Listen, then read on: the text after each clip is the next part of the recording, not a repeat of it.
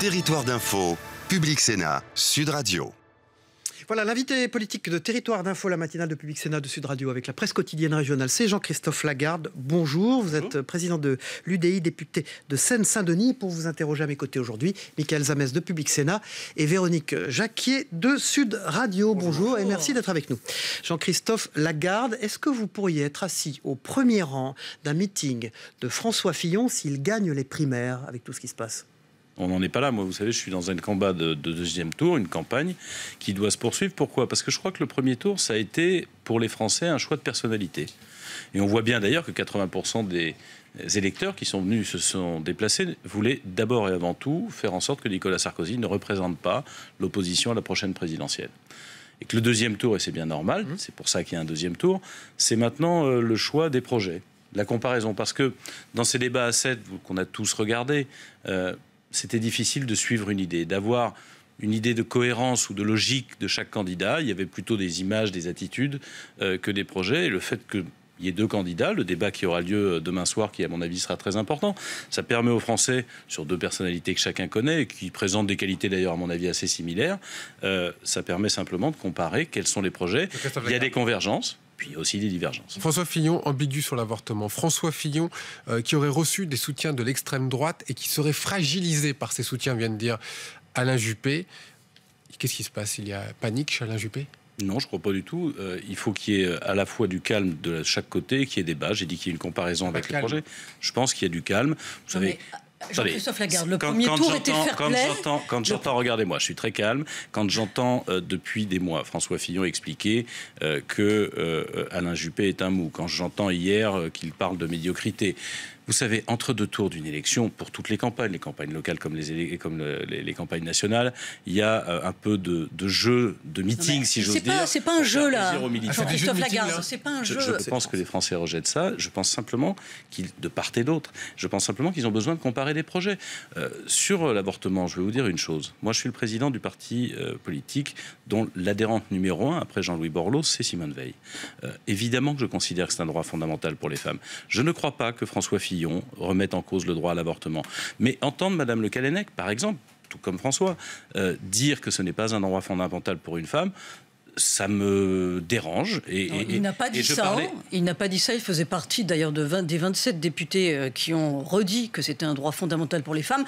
Et franchement, la question, Jean-Christophe Lagarde, c'est faire un débat sur l'avortement. Est-ce que c'est pas faire un débat comme le vote des femmes en 1945 ? C'est pas un débat d'arrière-garde pour la droite aujourd'hui dans l'entre-deux-tours d'une primaire ? Vous avez le droit de prendre vos positions. J'observe simplement qu'hier matin, Isabelle Le Callennec, qui est porte-parole, je crois, de François Fillon, et députée, qui est une femme, elle dit qu'elle ne considère pas ça comme un droit fondamental. On a le droit d'avoir des divergences. Est-ce que ça fait des fractures ? Non. Et je trouve que c'est normal que les Français le voient. Il ne faut pas prendre les choses au drame, parce que soit, en réalité, il n'y a plus droit au débat au second tour, soit on exagère le débat, et c'est pour ça que je disais que tout le monde doit se calmer, parce que exposer des différences, ça n'est pas créer des fractures. Est-ce que vous êtes d'accord avec la stratégie choisie par Alain Juppé ? C'est-à-dire d'attaquer comme ça sur d'exposer des différences. Par exemple, moi je ne crois pas... Quand il dit que François Fillon a reçu des soutiens d'extrême droite. Si on n'a plus le droit d'exposer des différences, il n'y aura pas de rassemblement. Je vous le dis comme je le pense. Moi, par exemple, expliquer que il n'y a pas... pour réduire la fonction publique, 2 ou 3 fois plus que François Fillon et Nicolas Sarkozy l'ont fait entre 2007 et 2012. On ne pourrait plus recruter un policier, on ne pourrait plus recruter une infirmière, on ne pourrait plus recruter un militaire, alors qu'on voit bien que dans nos commissariats, on a besoin de monde, alors qu'on voit bien qu'au niveau de l'armée, même François Hollande, qui prévoyait encore de réduire les effectifs, a dû renoncer. Mais quand François Fillon tenait ce discours avant le premier tour, les juppéistes ou les centristes n'ont pas dit « au secours, ce programme ne nous convient pas, c'est horrible ». Donc qu'est-ce qui se passe là ? Mais soyons honnêtes, bien peu de gens se sont intéressés au discours de François Fillon jusqu'au dernier moment. Et je pense que François Fillon a bénéficié d'une dynamique qui est liée d'abord au fait qu'il a fait de bonnes prestations télévisées et deuxièmement qu'il est apparu. J'en ai croisé encore beaucoup de gens hier dans la rue, au restaurant, etc. me disant on ne voulait pas, il était troisième, on voulait éliminer le deuxième, c'est-à-dire Nicolas Sarkozy. Oui. Et c'est pour ça que je pense que les compteurs, entre guillemets, sont remis à plat. On le dit tous, vous connaissez les élections comme moi.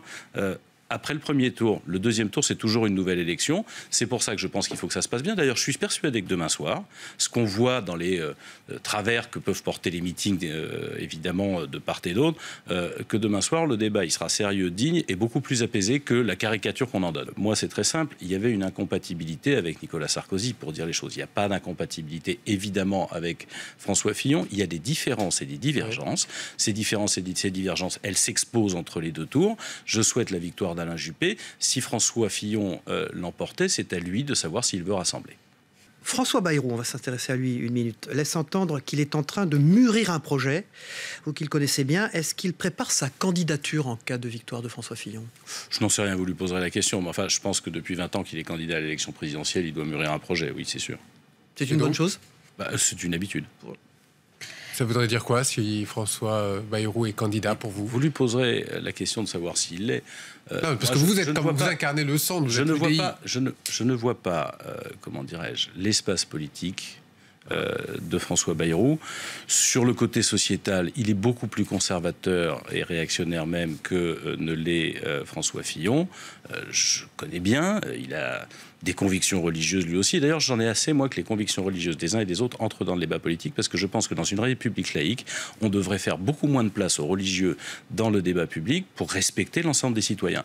Et sur le côté du caractère effectivement libéral de François Fillon, je pense que François Bayrou subirait une concurrence plus neuve, plus moderne, plus en phase avec la société, avec Emmanuel Macron, donc je ne vois pas d'espace. Vous, à titre personnel, vous vous sentez plus proche d'un François Fillon ou d'un Emmanuel Macron?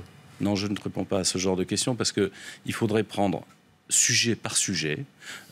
J'avais dit, personne n'y a prêté attention, mais moi j'ai rencontré tous les candidats à la primaire. Dont Emmanuel Macron aussi. Tous les candidats à la primaire. Primaire de droite et pas du qu'il centre. soit candidat à une primaire. J'ai rencontré tous les candidats à la primaire et il se trouve que, de façon assez étonnante, François Fillon, sur l'Europe, a beaucoup changé de position et très proche honnêtement de ce que nous pensons sur l'Europe. Par exemple, vous aurez sans doute l'occasion de vous en rendre compte si vous écoutez les discours que personne n'écoute. Tout le monde s'excite sur des sujets subalternes. Or, pour moi, le sujet européen est un sujet central. C'est celui qui permet de reconquérir nos souverainetés face aux États-Unis, qui deviennent une interrogation, face à la Russie, qu'on doit laisser à distance égale, sans se rapprocher plus de l'un que l'autre, parce que les deux, en réalité, défendent leurs intérêts. Il n'y a que nous, Français, nous, Européens, qui ne défendons pas nos intérêts, y compris face à la Chine. Vous êtes d'accord avec François Fillon, notamment sur la Russie et sur le rôle que doit avoir Vladimir Poutine? Je suis en tout cas désespéré de voir qu'on s'est aligné depuis 2 mandats, celui de Nicolas Sarkozy et celui de François Hollande, sur les États-Unis, qui ont commis beaucoup d'erreurs, déclenchant un certain nombre de réactions de la Russie qui s'est sentie encerclée, déclenchant, on le sait bien, ce qui s'est passé en Syrie et en Irak, et que le suivisme de la France est une mauvaise chose, qu'il s'agisse des États-Unis ou de M. Poutine. On n'a pas à être proche de M. Poutine, on doit être d'abord défenseur de nos propres souverainetés, on n'a pas à être à la remorque de M. Trump, qui d'ailleurs met l'Europe en demeure d'assumer son destin, c'est-à-dire par exemple d'assumer sa défense et de cesser de se reposer sur les États-Unis, parce que quand vous laissez les États-Unis être en réalité ceux qui financent notre défense, notre protection, en contrepartie, ils vous imposent des accords commerciaux qui sont en notre défaveur et qui détruisent des emplois en France. Jean-Christophe Lagarde, revenons en France. Si François Fillon remporte le deuxième tour de la primaire, allez-vous négocier des investitures pour l'UDI, pour les législatives? C'est quand même un sujet pour vous, les centristes. Je crois avoir répondu tout à l'heure à la question que je ne fais pas de politique fiction pendant une campagne. Je suis sûr que vous me réinviterez la semaine prochaine pour me poser la question si ce cas arrive. Moi, je crois que les choses ont bougé. Non, mais vous allez être obligé de négocier. Vous n'allez pas rentrer dans une guérilla. Le groupe parlementaire à l'Assemblée est plutôt filloniste. Donc vous, quelle est votre position? On a envie de comprendre, Jean-Christophe Lagarde. Je viens de vous répondre. Vous comprendrez si François Fillon l'emporte. Je crois qu'Alain Juppé peut l'emporter et je fais campagne pour Alain Juppé, pas des digressions sur ce qui se passerait au cas où. Alors, en France également, dans l'autre actualité qui... moi peut-être politique politicienne. Oui, ça fait du bien. Voilà. Est-ce que vous avez été choqué par les affiches de prévention du sida qui se montrent aujourd'hui dans plusieurs villes de France? Mais il y a des maires, des républicains, mais aussi des élus centristes, notamment à Aulnay-sous-Bois, qui ont fait... C'est un républicain à Aulnay-sous-Bois. Oui, mais aussi des élus du conseil municipal qui ont demandé à retirer ces affiches. Est-ce qu'ils ont eu raison ou tort? Christophe Béchu, qui est un soutien d'Alain Juppé, par exemple, a retiré ces affiches aux abords des écoles. C'est ce que j'allais vous dire. Il y en a un qui soutient d'Alain Juppé, l'autre de François Fillon. Donc, raison ou tort, ces élus? c'est pas comme ça que je vais aborder le sujet. Je pense qu'il faut des campagnes de prévention fortes contre le sida qui continuent à progresser, à faire des ravages. Je pense d'abord que les meilleures campagnes de prévention, elles doivent avoir lieu à l'école, auprès d'enfants, avec des explications, et pas seulement par l'image, qui dans un sens ou d'un autre peut choquer. Je vais vous dire, la campagne de prévention, le fait qu'on montre deux homosexuels ensemble ne me choque pas. Le fait qu'on soit obligé de les montrer en train de s'embrasser, très franchement, on aurait pu prendre des postures différentes. Et dernière chose surtout, c'est dans la thématique qu'on affirme évidemment qu'ils peuvent s'aimer, qu'ils peuvent être en couple, etc. Mais il y a une espèce de, je me souviens plus de la formulation, dans le slogan, c'est se lâcher, s'oublier un soir, comme si la relation sexuelle, c'était juste faire la fête. Oui, je n'aurais pas interdit ça sur mon territoire, mais je dis simplement que la campagne de Madame Touraine, puisqu'après tout, elle la soutient et qu'elle la finance, elle est maladroite parce que finalement, qu'est-ce qu'on cherche ? On cherche à créer de la fracture ou on cherche à faire de la prévention ? On cherche à montrer qu'il faut faire attention, d'abord que la relation sexuelle, c'est pas forcément une espèce de divertissement, etc. Et deuxièmement, est-ce qu'on cherche à montrer que oui, il y a une maladie qui menace les homosexuels comme les hétérosexuels, qui continue à se propager, et si on avait vraiment eu en tête la prévention, on aurait évité de prendre des images qui sont plus suggestives, encore que dans la publicité classique, commerciale, il y a des images plus suggestives que ça. Et deuxième chose, de prendre des slogans qui laissent à penser, parce que vous avez des gamins, je pense à des adolescents, que, je répète, le sexe, c'est juste fun. Évidemment que tout le monde peut y trouver son plaisir. On peut aussi parler un peu d'affection entre homosexuels comme entre hétérosexuels. Ça aurait été mieux. Rapide, Véronique. Oui, le journal Le Parisien publie les chiffres de l'augmentation du trafic sur les voies sur berge à Paris. Vous êtes maire de banlieue et 4 élus UDI et LR du Conseil régional demandent la suspension immédiate de cette mesure. Est-ce que vous les suivez ? Mais je les ai précédés. Moi, j'ai toujours dit que c'était une absurdité. D'abord parce que Madame Hidalgo, qui est maire de Paris et qui veut faire vivre la métropole, elle décide tout seule et elle pourrit la vie de tous les gens de la métropole. Je pensais d'ailleurs que ça ne concernait que les banlieusards. C'est très simple, hein. Moi, pour venir de Drancy à l'Assemblée nationale, c'était 1 heure. Aujourd'hui, c'est 1h30. Vous croyez que ça réduit la pollution ? Deuxième chose, elle pourrit la vie des Parisiens, qui eux-mêmes se plaignent de ce qui s'est passé. Et je pense, troisième chose, qu'en réalité, la bonne initiative que nous devons prendre, c'est que les voies sur berge d'une part, le périphérique d'autre part, ne doivent pas être sous la responsabilité du maire de Paris. Ce sont des voies régionales en vérité. On ne donne pas au maire de Paris la A86, la A104, etc.